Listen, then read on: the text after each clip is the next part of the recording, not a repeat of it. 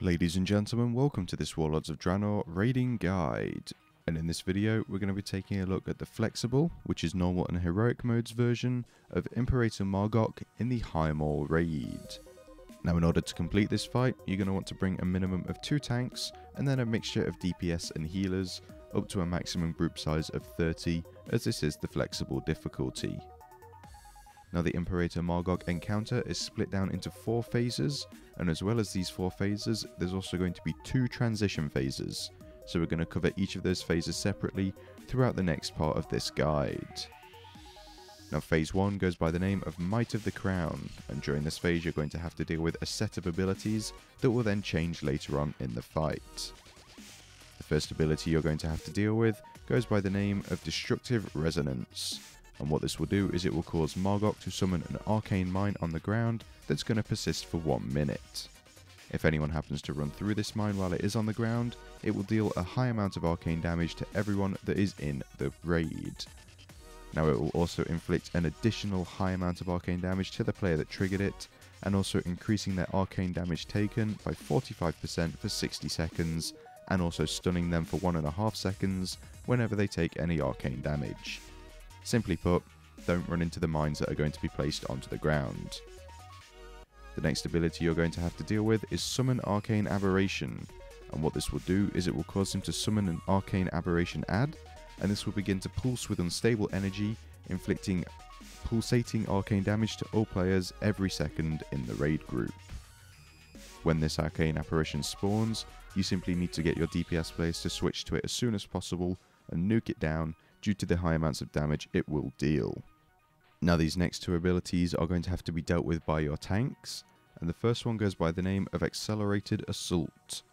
And with each consecutive melee attack against the same target, Imperator Mar'gok's attack speed will be increased by 4%, and this is a stacking buff on Mar'gok. Now you don't want to use this as your baseline 2 tank switch, you want to use the next ability, which is called Mark of Chaos. And what this will do is it will cause Imperator Mar'gok to mark a player with chaotic magic, and after 8 seconds, the magic is going to explode, inflicting a very high amount of arcane damage to anyone that's within 35 yards.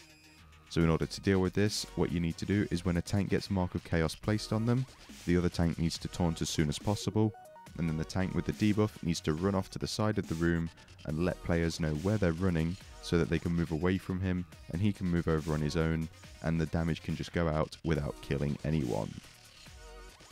Throughout phase 1, you're also going to have to deal with an ability called Force Nova, and this will cause Mar'gok to release a nova of arcane energy that will expand from him and inflict a small amount of arcane damage every quarter of a second. In order to take minimal damage from this, what you need to do is you need to run through the ring of Force Nova when it comes towards you, or if you're a mage or a druid you can use your blink abilities to run over it, or you can try and jump over it in order to take minimal amounts of damage. And finally, throughout this phase, you're going to have to deal with an ability called Arcane Wrath. And this is going to cause Imperator Mar'gok to blast a random player with arcane energy and branding them for 4 seconds. Now, when the branded debuff expires, it will inflict a small amount of arcane damage to the person that has it, and also jump to the closest ally within 200 yards.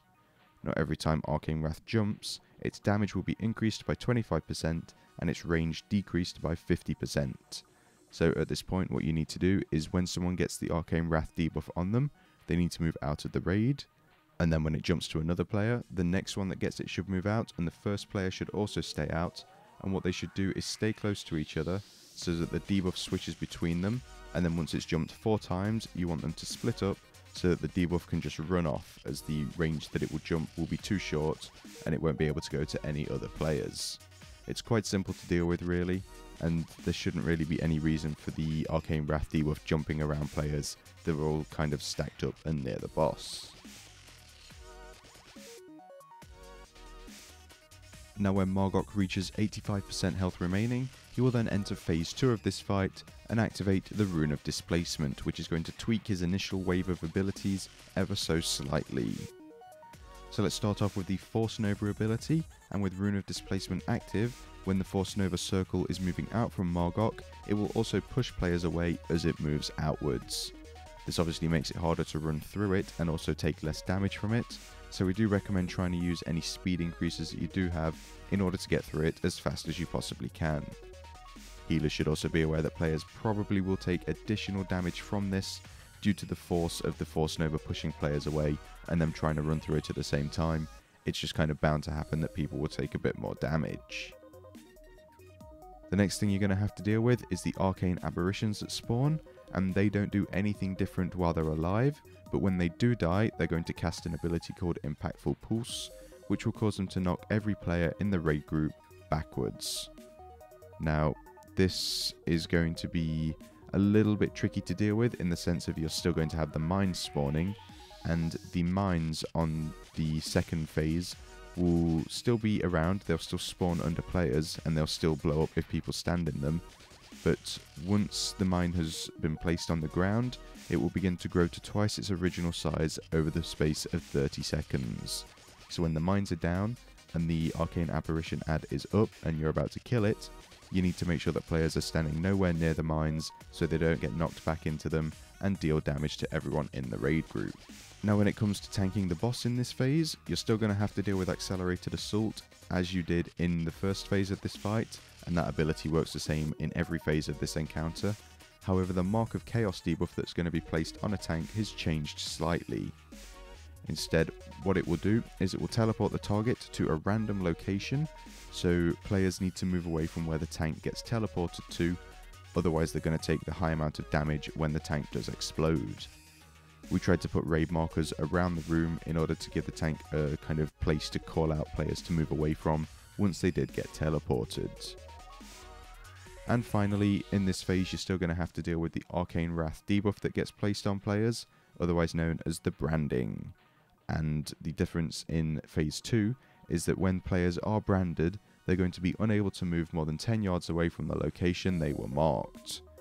So what this means is when someone gets it on them, they're going to be rooted in place effectively, and they can't move away from where they're standing further than 10 yards. So in order to deal with the branded debuff in this phase, what you're going to want players to do is when the first one gets it, that's fine, they can stay where they are. When the second player gets it, you want players to start slowly moving away from them, but have one player near them. When the third player gets it, you want raiders to move away from him, but also still have someone close so that they can still get the debuff applied to them. And then when it jumps to the fourth and final person, you want to make sure there is no one within, it's like a 25-yard range, so that the debuff can just run off on them and then disappear into the night. That's phase 2 in a nutshell.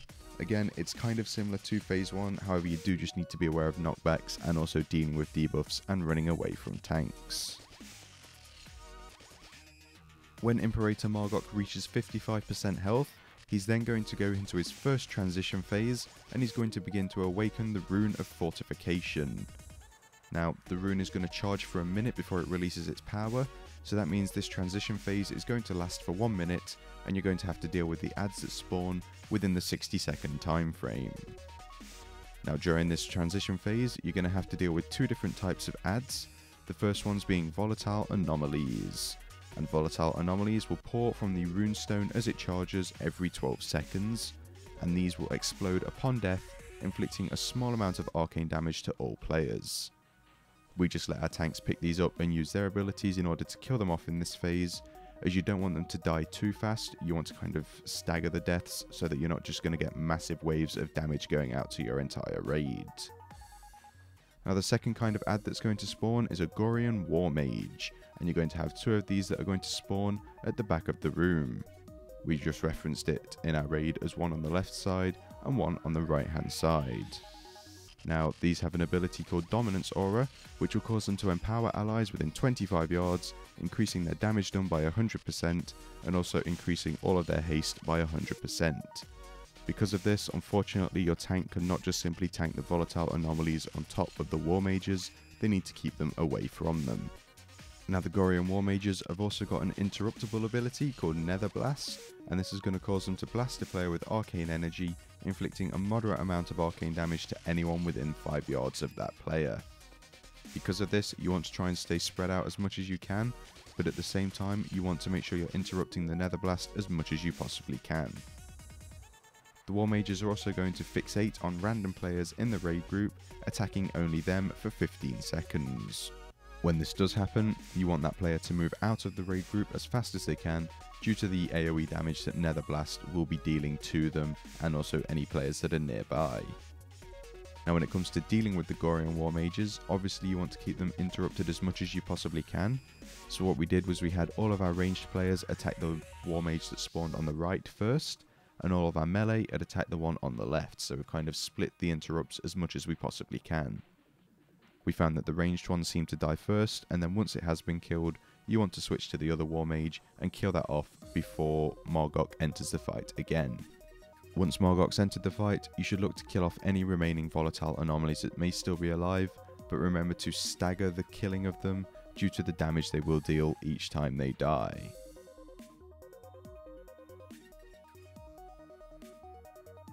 So after 60 seconds has passed during the intermission phase, you're then going to enter phase 3, and the Rune of Fortification is going to be active. And once again, this is going to change all of his abilities that he had during the first phase of this fight. So first of all, the Force Nova ability is going to be buffed with the Fortification rune, and what's going to happen during this phase is instead of just releasing one wave of Force Nova, he's going to release 3 waves of Force Nova. So that's something nice and fun for you to deal with. So your healers will need to kind of think of cooldown rotations and make sure they are chaining cooldowns in order to heal up players that can't avoid the damage from them. Also, during this phase, you're still going to have to deal with the arcane aberrations that spawn. However, this time round they're going to be immune to all CCing effects, and they have 75% more health than they had before.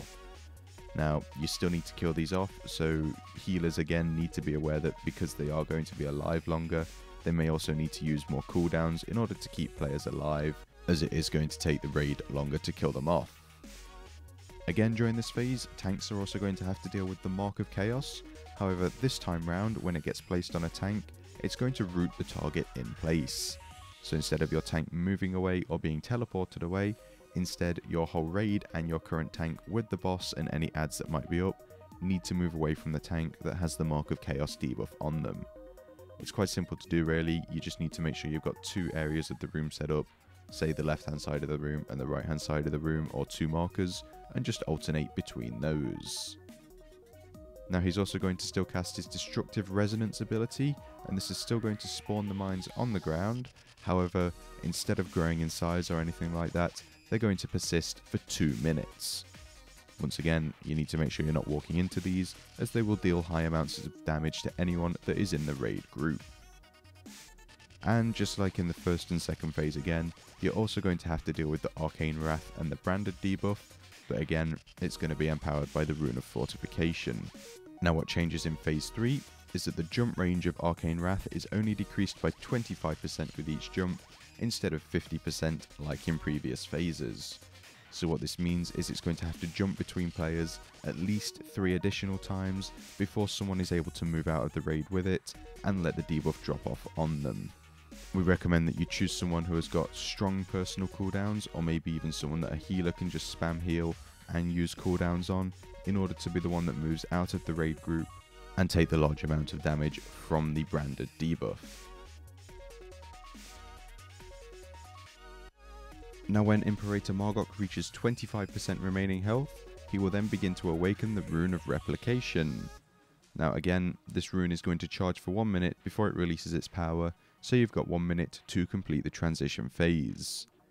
Now this one is a little bit similar to the first one, in the sense you're still going to have to deal with the volatile anomalies and the Gorian War Mages, but you're also going to have to deal with a new ad called a Gorian Reaver.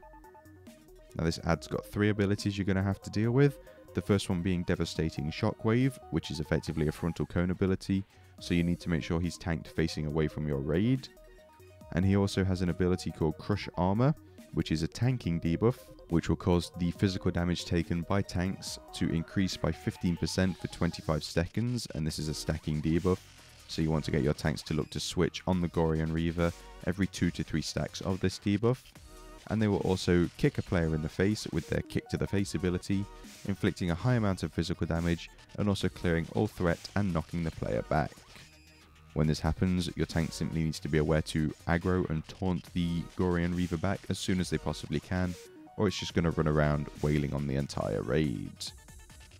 Now, because there's 3 different types of adds to deal with in this phase, you're going to run over the minute that you get allocated, but don't worry too much about that. What you need to do is focus all of your damage on the Gorian Reaver first and get that killed off, and then swap your damage to the Gorian War Mages like you did in the first transition phase, and then kill off any volatile anomalies when you switch back to Imperator Mar'gok. Tanks should also be aware that when killing off volatile anomalies, you might want to do it at a much slower rate this time round, so that your healers can save the mana that they have left remaining for the final phase of this fight.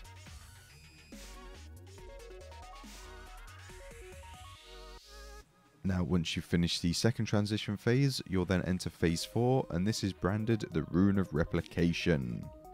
Now again, you're going to have all of the original abilities to deal with, but they have their own little twist on them, based on the Replication Rune's effects. So again, starting off with the Force Nova first, this will, just like in the normal phase, the first phase, it will cause him to release a Nova of Arcane Energy from him that will expand. However, when it hits players, they will then inflict arcane damage to any allies that are within 4 yards of them.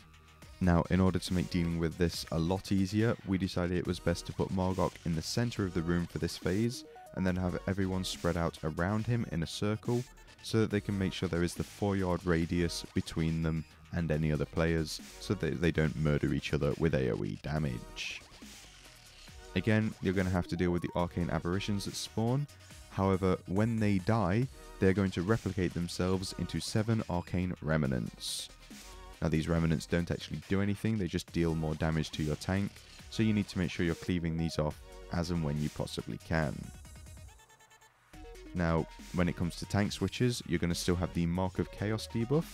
However, when the Mark of Chaos goes off, so when your tank's moved away from the raid group and your raid's moved away from the tank, it's going to conjure 8 orbs of chaos that are going to move out from where the tank was when the Mark of Chaos expires. And each orb of chaos is going to inflict a high amount of arcane damage to anyone that it moves through.